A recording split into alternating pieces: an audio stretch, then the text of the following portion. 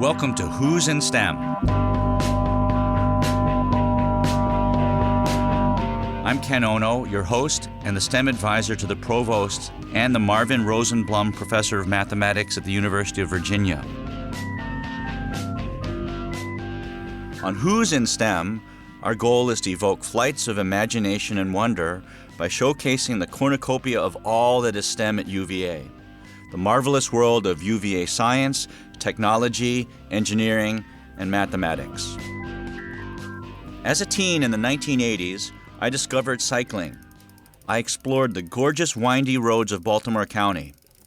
On my 21-pound Peugeot PSV10 racing bike, clad in wool cycling shorts, Italian cleated cycling shoes, and a flimsy hairnet helmet, I imagined myself racing the Europeans on the roads of the Tour de France. I learned about the importance of exercise, both for physical and mental health. My early morning rides before school were my first experiments in deep meditation and visualization. And I learned that I'm at my best in a trance-like state, enjoying a union of body, mind, and soul. These are skills I put to use today as a theoretical mathematician. There was this intersection near Loch Raven Bridge, a picture postcard spot. Imagine a lovely tree-lined lake, joggers, fishermen casting from the bridge, and cyclists like me. I absolutely abhorred this lovely spot. You see, my early morning rides were almost always disrupted by the stupid traffic lights that were timed to a fixed pattern, regardless of the time of day and regardless of the traffic. And in the early morning, there was no traffic. It was usually just grumpy little old me and my bike. Just as the obedient kid, I stopped, waited the 2 minutes, sometimes shivering in the cold and rain, waiting for no one and for no reason. That was then, the 1980s. Today, the world is different. We're constantly interacting with our cities, sensors on roads that decide how to divert traffic from one jam to another, plumbing that brings fresh water from the environment to reservoirs and then to our homes, and so on. It's a delicate balance to figure out how to make human-city interactions both efficient and sustainable. The destination is on your left. Walk sign is on to cross Jefferson Park. Yup, we want smart and durable cities. Our guest is UVA civil engineer Devin Harris, who spent his career addressing questions that come from built environments, spaces that people inhabit, homes, roads, and workplaces. He uses imaging technology in clever ways to help buildings serve us, rather than the other way around. But first, let's celebrate Who's making discoveries.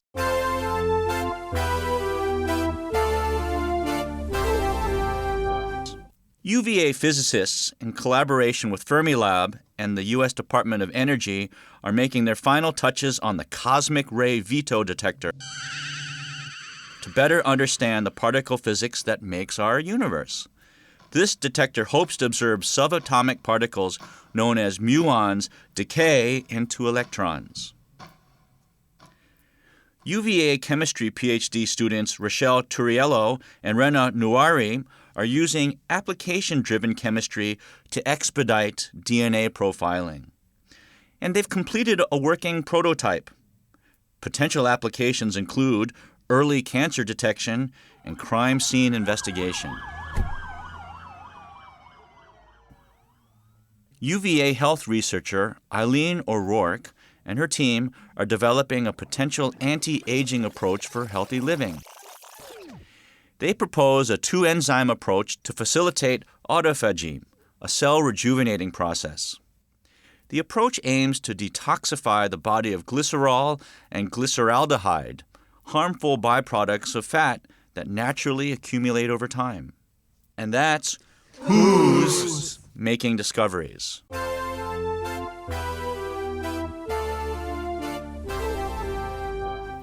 Today, we're talking about engineering smart cities. Professor Devin Harris, the chair of the Department of Engineering Systems and the Environment, works to detect the impact of urban structures on our daily lives. He is also the director of the Center for Transportation Studies, where he supports outreach and education programs in the broader Virginia transportation community. Thank you, Professor Harris, for joining us today. Thank you. I'm glad to be here.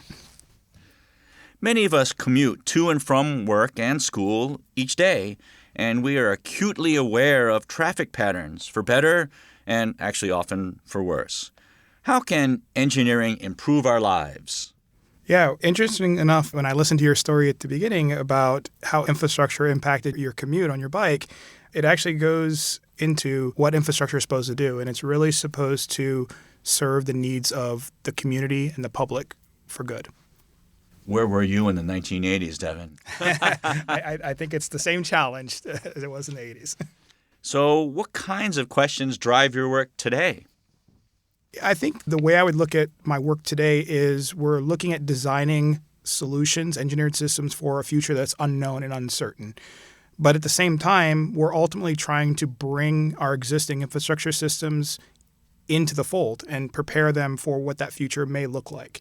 A lot of this work really centers on how do we keep and create an agile infrastructure? How do we build it and preserve it for a long service life? So give us an example of how your work have made cities smarter. Yeah, I think the approach that we take in my group centers on sensing. We do a lot of work on sensing of the built environment, and we don't sense for the sake of sensing. We actually sense to understand condition state, we sense to understand performance, and prognose scenarios of what might happen under different environmental conditions or different loading scenarios. So really what we're looking at is understanding how a structure is maybe performing today and how it might perform into the future. So what kinds of things do you sense? Yeah, so it depends on the structural system that we're looking at, or the infrastructure system. For the work that I do mostly, it's things like mechanics. So we're understanding deflections and rotations and accelerations, things that sort of describe the physical response of a structure to the operational environment. Those are typical, but we do also sense things like temperature, because if you look at a lot of our structures, they're actually subjected to the environment and they move in response to that environmental loading. So temperature is a common type of sense as well. I see. I'd love to see the sensor data of like JPJ during a UVA basketball game. That'd be fascinating to study. Yeah, it'd probably be a combination of excitation, so acceleration. You think of the students jumping, you think of the UVA chant. Those are prime examples of things that would be measured. I wonder if your sensor could actually predict the score without keeping track of the score. So I've read a little bit about your story. You've been profiled by the university a number of times, and I want to talk about that. So first as a kid and then as an adult, I understand that you bounced around a lot. Tell us about your path, and in particular, how has your history of experiencing many different places, how has that inspired your work in engineering? Yeah, I've lived all over the place. I was born in Philadelphia, and we moved to California when I was really young, and I spent most of my youth actually in the Caribbean. Most of it was in Puerto Rico, and then there was a period of time where we lived in Jamaica and Barbados, and I went to boarding school during that time, and that was all during the time frame of high school. So based on your many experiences, beginning with your brief time in Philadelphia and then your time in the Caribbean, how do your life experiences frame the questions that drive you as an engineer? Yeah, I think I've actually reflected on that question more recently than I did earlier. And, the answer that I'm also most usually settling on is that when we look at most of the places I've lived in, they're often resource constrained, meaning they're space constrained. And we have to maintain what we already have well, because we're not easily able to build new things, right? If you think of like an island like Puerto Rico, it's an island. It's really difficult to get resources in and off the island, and that's a common challenge. So when I look at what I do now, which is really focused on existing infrastructure systems, I think that actually has a very, very strong influence on the path that I've taken over time. I grew up scuba diving. I've never figured out how to inspect structures as a diver, but it'd be an amazing opportunity to do something like that. Oh. We should talk about that. I like scuba diving myself. So getting back to the smart cities, the cities that you work on are clearly cities that already exist. So we're really not able to implement the theoretical perfect smart city because we can't build cities from scratch. So how do you, in your work, go about overcoming these obstacles? How do you modify your plans to fit existing cities? That is ultimately a very, very large challenge. As you mentioned, most of our cities are already built. We do build new assets within an existing city pretty regularly. So when you say incorporating new assets into a city, what are we talking about? Are we talking about a new subway line, or give us examples of... Yeah, so maybe one of the most common examples of something that would fall into a smart city would be like a new building. And so we build new buildings on a regular basis. Sometimes we tear ones down, and sometimes we retrofit existing structures. But a new building is something that is going to be energy intensive. It's one of the major contributors to energy use in an urban city or even a rural community. So we would likely want to utilize things like sensing and data to actually inform how that building is operated. That things like energy efficiency, occupancy detection, emergency response, disaster resilience, things like that is how we sort of try to equip our existing infrastructure or new infrastructure properly. So a new building, if you were to design a new building, say the Manning Institute for Biotechnology, which we'll be building at the Fontaine campus shortly, what would be your dream for the smartest lab building that we could build here at UVA? I would say that it's going to be obviously fit for the purpose that it was intended. I assume it's going to be a research space, a research facility. So obviously proper labs equipped with safety precautions, so things like fume hoods and wet labs and things like that. But I think really from a sustainability perspective, we need these buildings to be efficient, number one. So that's kind of a materials challenge and a design challenge. But we also need them to be agile, meaning that they respond to the current conditions and potentially future conditions. So a smart building might look like one that is detecting how people are coming into and out of the building and how they're using it properly and turning lights off effectively, pumping air into the right spaces to create clean, breathable rooms as opposed to keeping stagnant conference rooms. So regarding the sensing, privacy is it's a big issue right now. If there are cameras and sensors all over the place, what kind of assurances can you give ordinary people like me that the sensors are being put to good use? Yeah, that's actually a very, very difficult challenge because in the end, what we're trying to do is not necessarily detect individual users in anything we do. So when we engineer systems, we build that into the plan.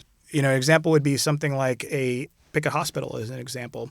If you go into a hospital, you really don't want to be able to see what patients are experiencing, but you want to know, is the air quality bad? Do they have adequate fluids for whatever their needs may be? So I think you have to build these protocols into or the your contagions floating in the right. Those are scenarios, and that's a little bit outside of my space, but those are examples of how you might design something fit for the purpose that it's intended, which is to serve the person who's in that space. So turning to examples of existing cities, we have to talk about Charlottesville, our hometown, a town built around a great university. In what ways can your work make Charlottesville smarter? I think the way I would say that our work holistically is going to make Charlottesville smarter is actually leveraging the collective intelligence of the whole community. So it is going to be an engineering challenge, but it's also a community challenge. Some examples of how Charlottesville is already smart. We look at the examples of the bus systems that exist here in Charlottesville. Historically, we would look at a bus system that would show up at a certain time, and you get on the bus and you get off at a certain time, and you hope it's on time. Now we actually have monitoring of the buses that allow us to know where they are at a given time. We also have access to things like how many people are on the bus at a given time, so it kind of gives us information on usage. Amazing. I remember when I used to take the bus when I was in college, the idea that you could have any clue as to where the next bus would be, that would have been mind-blowing to me. So, thank you for helping us make our cities smarter. So now turning to your work as an engineer here at UVA. You're a member of UVA's Link Lab, and I've heard so much about this lab. And correct me if I'm wrong, but I believe that the idea is to bring together diverse engineers with expertise that run the gamut, with the idea of investigating and improving issues that are at the intersection of technology with physical space. Tell us about the lab. Yeah, absolutely. So the Link Lab is UVA's Cyber-Physical Systems Laboratory, and it's actually under the direction of Professor John Goodall, who is actually a civil engineer by training. And the Link Lab focuses on a couple of core areas, one of them being smart cities, another being smart health, and then the third being autonomous systems, and there's also an intersection of a technology of Internet of Things. So all of those fall within the umbrella of a smart city. So if we think of all the different aspects that are part of a smart city, sensing, autonomous vehicles, they all have to interact at some point. And the idea behind the Link Lab is really bringing these convergent researchers together. So if you think of a civil engineer, we want to apply technology to our civil infrastructure. Often that's done with collaborations for computer science and electrical engineering. How do we implement these technologies in our complex infrastructure systems? And some of the work that the Link Lab is really focusing on is establishing what is a smart city, right? And can we do it in our own space? There's an initiative that we're pushing forward on now is trying to establish UVA as its own smart city, right? We have all of those interesting assets. We have people. We have buildings, we have bridges, roads, water systems, and we also have a lot of data behind the scenes that actually make it an ideal candidate for trying something like this out. Well, that's super. That's super. And by the way, President Ryan and Provost Balcom, one of their main grand challenges is about modernizing the world, preparing the world for our digital future. So, Professor Harris, you were formerly the director of the Clark Scholars Program, which provides an extensive set of educational and financial opportunities to students from underrepresented groups in STEM. Tell us about the program. Yeah, absolutely. This program is actually a really interesting one that is supported by the Clark Foundation and matched by a gift from the university, the Bicentennial Fund, which is a significant investment. And the intention of the investment is actually invest in the students. From an engineering school's perspective, we typically provide our students with foundational technical training. And the model for the Clark Scholars Program was actually give them additional education and training that extends beyond that. So training in business, intended to give them experience in service and leadership, but also give them global perspectives. There's a global experience as part of the program. And the model of the program is actually built on a cohort. So the students work together in early stage to get to know each other. They establish a sense of community, and they're all progressing towards a common goal. So when do students enter this program? Do they apply to this program in their first year or their second year? How does that work? Yeah, so the students who are admitted to UVA, there is a requirement to have a demonstrated financial need as a basis of the program. But the students are invited to apply if you meet that criteria, and then they're selected to join the program. And they join, interestingly enough, in the summer prior to their first year. So they actually have to commit to a 6 to 7 week summer intensive program where they take some of their early courses and they actually build community. So it's a 4-year program. So the idea is that they're living and learning together in those early stages, and they form that community that's hopefully carries forward for their entire time. So how many students are there in a typical cohort? Our current model is 20 students. We started with 15 per cohort, and we've moved up to 20, and it's supposed to go on in perpetuity.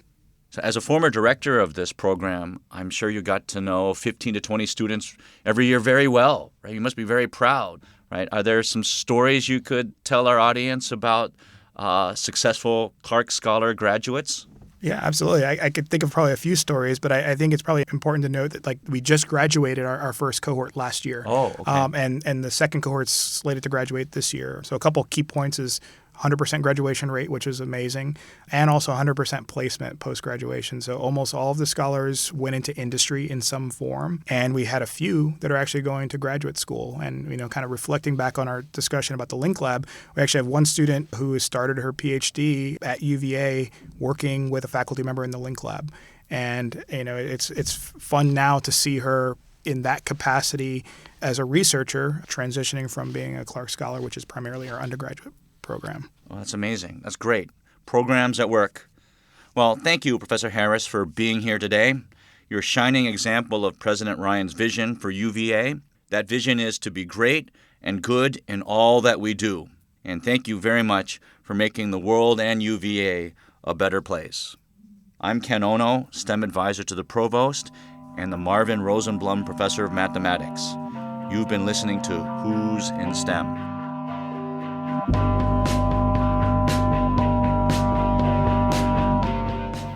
Who's in STEM is a production of WTJU 91.1 FM and the Office of the Provost at the University of Virginia. Who's in STEM is produced by Catherine Kosseboom, Ria Verma, Mary Garner McGee, and Catherine Hansen. Our music is composed and performed by Robert Schneider and John Ferguson of Apples in Stereo. Listen and subscribe to Who's in STEM on Apple Podcasts, Spotify, or wherever you get your podcasts. We'll be back soon with another conversation about scientific and technological innovation at the university.